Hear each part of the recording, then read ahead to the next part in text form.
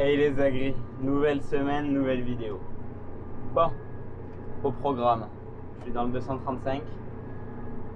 Hier j'ai fini de relever quelques petits trucs au vibroflex qu'on avait à faire.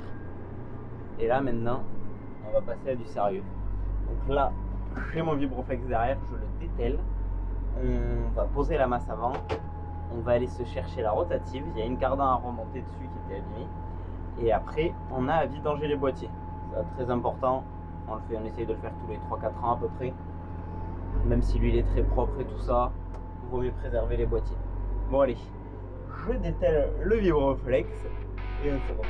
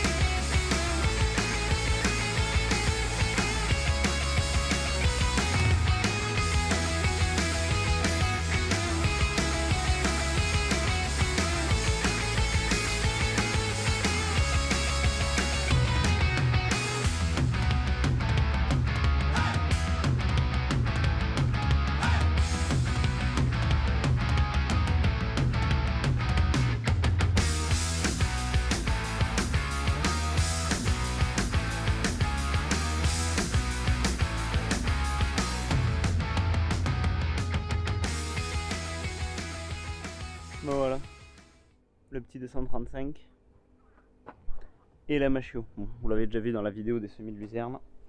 Donc qu'est-ce qu'on a à faire dessus? On a nos boîtiers ici. Vous voyez, il y en a un ici. Il y en a un en fait. Il y a la cardan qui sort, donc la puissance du tracteur qui va à notre boîtier. C'est même pas un renvoi d'angle, lui, il envoie sur deux angles quoi. Donc lui on va le vidanger et après sur chaque extrémité on a un renvoi d'angle, ça part comme ça et ça envoie la puissance dans le lamier. Voilà, donc c'est en deux parties vu qu'elle est repliable, la rotative. Et après on a des paires de doigts comme ça qui sont actionnés, qui tournent un coup dans un sens, un coup dans l'autre. Et l'intérêt c'est que ça tourne assez vite et quand les mottes de terre arrivent dedans ça les pète. Et derrière on a un rouleau paquet. Je suis pas sûr que le nom soit paquet, pas cela. On a le rouleau derrière qui va rappuyer. On avait des barres niveleuses, on les a retirées. Barre niveleuse, c'est une barre qui va se mettre ici, qui va descendre là, et qu'on va régler en fonction de la profondeur de travail, et qui va permettre de reniveler. On les avait retirées parce que des fois, quand on fait dans des conditions un peu limites, on se retrouve souvent qu'en fait, pas limite, mais ça va la barre niveleuse, ça va super bien quand c'est super sec. Quand c'est un peu frais et tout, on trouve pas ça ouf. Voilà, bref. Bon allez, on vidange tout ça et on fait un essai. Bon, je vous reprends un autre matin. Je vous ai pas pris quand j'ai commencé à faire un essai à la rotative. On a réussi à passer sur quelques hectares. Je pense qu'on a dû faire 10-15 hectares à peine de rotative. Que sur les terres très légères où ça passait. Tout le reste, ça va attendre. Surtout qu'on a repris un peu de millimètres. Il réannonce lundi une vingtaine de millimètres. Bref. Donc les préparations de terre pour semer, c'est un peu galère, c'est vrai. Bon, en attendant, j'attelais au tracteur la faucheuse conditionneuse. Pourquoi? On a 10 hectares de luzerne à semence et il va falloir qu'on la coupe pour la nettoyer. Donc il conseille de broyer, mais le souci c'est que le broyeur de la Cuma est pas dispo. Et vu qu'elle est pas haute du tout, en fait elle fait ça de haut la luzerne semence. À broyer ça c'est galère, surtout dans nos terres très caillouteuses. Et parce que le broyeur c'est un rotor qui tourne avec des couteaux. Que l'avantage de la faucheuse, vu que c'est des couteaux et qui coupent plus à ras, on arrivera à la péter et pour le peu qu'il y a, elle se décomposera sans souci. Mais bon, avant de faire ça, on a un peu d'entretien dessus. On a un boîtier à vidanger ici, celui-là. On a ces deux boîtiers. Je sais pas trop comment ils se vidangent, cela faut que je regarde exactement. J'ai pas emmanché ma cardan parce que vous savez on a le bitonio pour rentrer, mais avec l'hiver il se grippe toujours un peu. Je vais démancher la cardan, graisser l'intérieur de la cardan, faire tout le graissage habituel de la faucheuse, essayer de nettoyer un peu tous nos couteaux ici. Vous voyez, vu qu'ils sont même si elle était à l'intérieur, ils sont oxydés pendant l'hiver parce que le lamier est posé. Et donc ça je vais essayer de de remettre juste un coup de meuleuse en fait avec un disque à bavuré. On fait vite vite pour redonner un peu de champ et au moins on est sûr et certain de bien couper. Donc c'est une faucheuse conditionneuse, c'est-à-dire qu'il y a un conditionneur à l'arrière. Il y a deux types de faucheuses, faucheuse à plat où on a que notre lamier qui tranche la végétation et nous en plus on a derrière le rotor avec les dos ici qui est un conditionneur qui sert à briser la végétation pour souvent par exemple dans des prairies épaisses ou des choses comme ça on va gagner en séchage en fait en temps. Bon là ce qui se passe c'est que le conditionneur je vais le serrer au max pour que s'il peut le briser le maximum notre végétation pour qu'elle se décompose au mieux, voilà. Mais voilà, comme je vous dis, on verra là-haut tout à l'heure. Mais la luzerne elle est loin d'être grande. Donc c'est ce qu'il faut faire. Après vous allez me dire mais pourquoi tu la fauches? Si il faut. En fait c'est le semencier qui conseille de faire ça parce que de 1 ça nettoie la parcelle. Ça évite, là il y a plein de petites fleurs jaunes. Ça évite que ces fleurs jaunes grainent. Et ça, de couper la luzerne et ça va l'aider à la faire repartir et pour la moissonner. Voilà, bref, beaucoup de blabla. Je m'attelle à commencer à faire la révision et je vous reprends quand on sera en train de faucher ça. C'est parti. Et me voilà, je vous reprends avec le tracteur et la faucheuse. Vous avez peut-être reconnu, c'est le 174. Vous allez me dire, t'es fou, t'as mis 170 chevaux sur une faucheuse. Rassurez-vous, on a un 500 économique, tout ça. Dans tous les cas, le 134 est attelé au pulvé, il fait de la pulvée. Donc on peut pas faire ça. Il fallait dételer et tout, ça va être chiant. Bref. Vu qu'on a que 10 hectares à nettoyer, ça va très bien. Donc derrière la petite conditionneuse. Donc vous voyez, on a nos couteaux qu'on a réaiguisés tout à l'heure qui vont venir tourner. Et là ça se voit bien. Ça vient couper notre végétation. Bon, on coupe pas plus ras parce que déjà, de 1, vu qu'on est sur nos terres de plateau, il y a beaucoup de cailloux, on tape les cailloux. C'est chiant pour les couteaux de la faucheuse. Et après de la couper trop ras, ça va servir à rien en soi pour la luzerne. Mais là on essaye quand même de détêter. Vous voyez par endroit, quand il y a les petites fleurs comme ça, on n'arrive pas à les couper parce que c'est tellement souple ça, qu'en fait juste avec le vent de la faucheuse, le fait que les couteaux tournent, ça vient les aplanir. Donc souvent on n'arrive pas à tout couper. Bon après si on regarde, vous allez me dire tu fauches, il n'y a pas d'épaisseur. Bon là on est sur le haut du champ, donc c'est l'endroit le plus pauvre du champ en soi. Mais on est très tôt, l'intérêt c'est voilà, de pouvoir faire une moisson de luzerne précoce, vu qu'on est dans des terres qui vont rapidement avoir chaud et qui vont rapidement sécher. Voilà. Bon en soi, c'est sûr et certain que si on regarde la matière de luzerne, il n'y a rien. Mais elle est pas si moche que ça. Elle est jolie la luzerne. Après il faut savoir qu'ici on a semé une quantité je crois de... On est à moins de 6 kg hectare de semis en luzerne. Même on est très bas, il me semble qu'on était plus bas que ça. Et c'est pour ça que la densité n'est pas énorme, on faisait un rang sur 2 et tout. Ça c'est notre semencier qui nous avait donné, mais déjà qui nous fournit la semence de luzerne et qui nous dit les dosages et tout qu'il faut qu'on mette. Mais voilà, l'intérêt étant de venir nettoyer, on va venir couper une bonne partie de tout ce qui est les autres herbes non désirables. Bon après il y en a des autres herbes, malheureusement elles sont là, on ne pourra rien y faire. Mais ce que je trouve c'est qu'on a quand même un peu de végétation et ça m'embête de laisser ça. Bon, on va voir. Et c'est vrai que par endroit, il y en a un peu quand même de la luzerne. C'est vrai que le top, ça aurait été de broyer, mais comme je vous ai dit, on n'a pas le broyeur. Vu que c'est un broyeur en cuma, il n'est pas dispo. Et même dans ces terres, en moyenne, quand on broie, on fait souvent du dégât parce qu'il faut broyer assez rare. On broie beaucoup moins vite. On consomme beaucoup plus. Et même broyer souvent quand c'est aussi petit que ça, vu que les roues du tracteur écrasent la végétation, on a du mal à bien la relever pour la broyer. Voilà. Ouais, franchement le travail il est pas mal.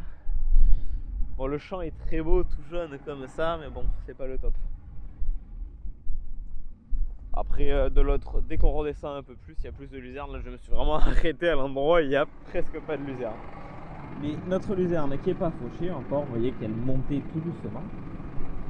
Elle faisait déjà 20 bons centimètres. Facilement 20 centimètres. Non, je suis content, franchement. Elle est bien partie cette année. On a confiance de bien la moissonner et de faire du rendement correct pour ces types de sols. Donc là, le petit 170, la petite faucheuse. On repart continuer parce que j'en ai pour un petit bout de temps à faucher 10 hectares. Et je vous reprends après. Je vous reprends. Bon. Vous allez me dire, t'es au GPS, t'es un branleur, tu fauches. Au GPS, c'est une connerie. Oui et non. C'est vrai qu'avec une conditionneuse, vu qu'il y a des virages et tout, on pourrait l'éviter. Mais pourquoi je fauche au GPS? En soi, c'est parce qu'en fait, c'est un champ qui est très large et avec des méandres qui vont être 1, 2 et 3. Donc, ce que j'ai fait, j'ai tiré ma ligne GPS ici. J'ai fait mes quelques tours pour en faire mes demi-tours tranquillement. Et là, ce qui va se passer, c'est que dès que j'arrive au bout là-bas, je saute et je reviendrai ici en coupant au milieu. Et l'intérêt du GPS, c'est que je ne me retrouverai pas à faire une pointe ou des petits manques, etc.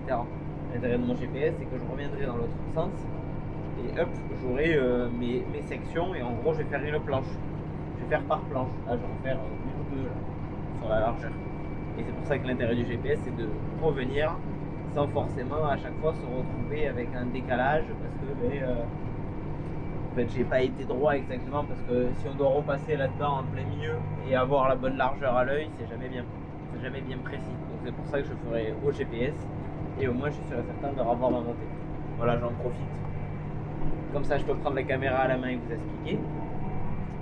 Ce que j'ai fait aussi, sur les boutons d'ici, j'ai programmé quand je mets une impulsion à gauche, ça me lèvera ma faucheuse. En gros, j'ai mis un minuteur dans les paramètres. C'est mon distributeur 1.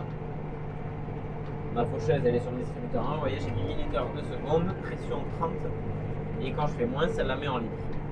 Donc quand je fais dans l'autre sens, tac, une impulsion, ça repose. J'ai pas besoin de garder le doigt appuyé dessus pour le faire. Et après, j'ai dit que tac, je suis allé là-dedans et j'ai dit sur ce bouton, je veux mon distributeur 1 qui correspond au bleu. Voilà, c'est du confort, c'est toujours pareil, c'est toujours plus agréable. Bon, allez, je continue. Là, j'ai dû faire 1 hectare, 2 hectares, je pense, en max. Il y en a une dizaine à faire, une bonne dizaine. Donc, je m'y colle et je vous reprends pour la suite des travaux dans la suite de la semaine.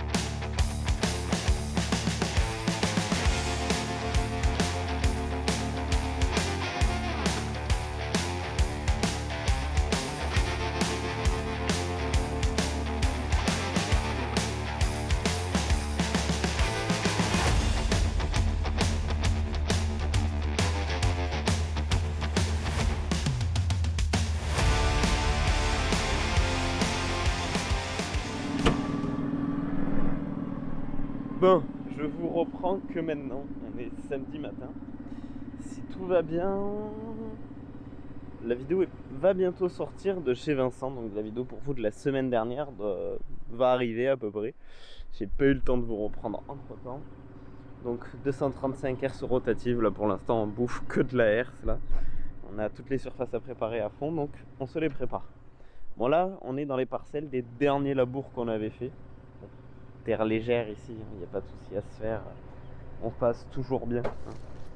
Il y a du caillou, tout ça, il y a du petit gravier dedans, c'est très très léger. Et sur Orle, le travail il est largement satisfaisant, vraiment. Là on n'a pas à se plaindre du travail, vous voyez ça fait comme des petites boulettes comme ça là des fois.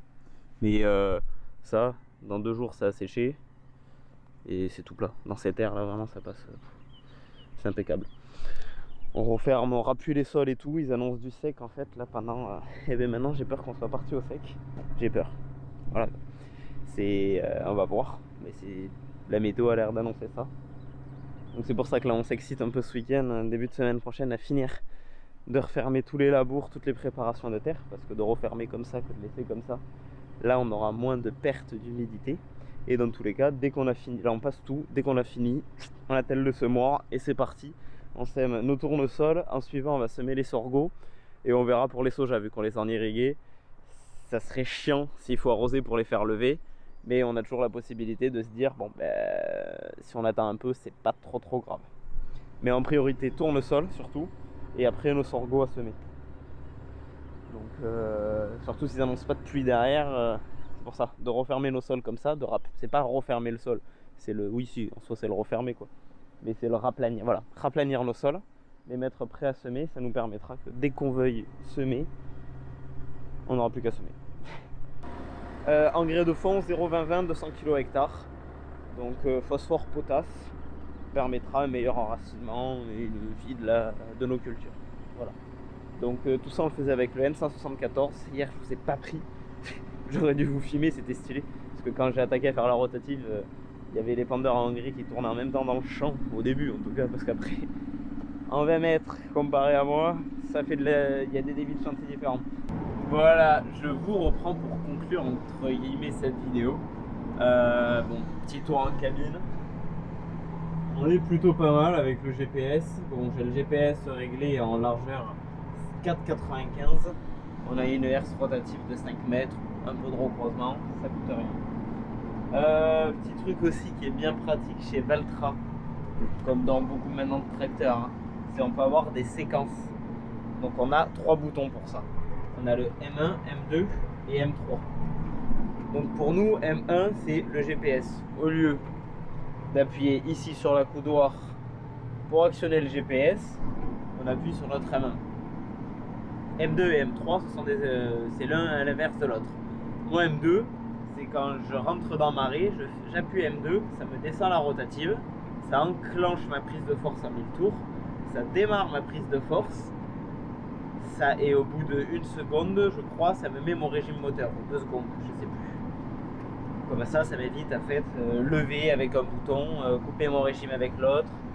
Si la prise de force auto ne marche pas, d'éteindre la prise de force, de rallumer, tout ça. C'est un confort qu'on a de travail avec les séquences. Et M3 c'est mon inverse, c'est quand j'arrive en poudrée, je fais M3 et ça me relève tout, en coupant tout. Donc c'est vrai que c'est bien pratique. Vitesse d'avancement, là je suis à 6,5 à peu près. Cette année on n'est pas non plus dans les meilleures conditions pour préparer, on voit que c'est, pas que c'est limite, mais faudrait pas que ce soit plus humide. Vraiment voilà, cette année dans une année un peu compliquée, donc on roule pas trop vite pour bien reprendre. Après il y a des champs là quand on est dans les gros argiles par chez nous, hier par moment j'étais pas à cette vitesse là, j'étais à 5, 4,5, 5, ça tirait énormément. Mais bon, ça se fait bien, on en profite. Parce que comme je vous dis, après, semaine prochaine on va essayer donc finir ça et d'attaquer les tournesols. Donc c'est pour ça qu'on prépare comme ça.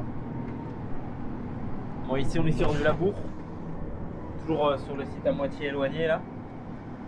Il me reste plus que ce champ. Il n'est pas énorme, il est bien, il est tout en long. C'est assez confortable de travailler dans des grands champs. Voilà, bon.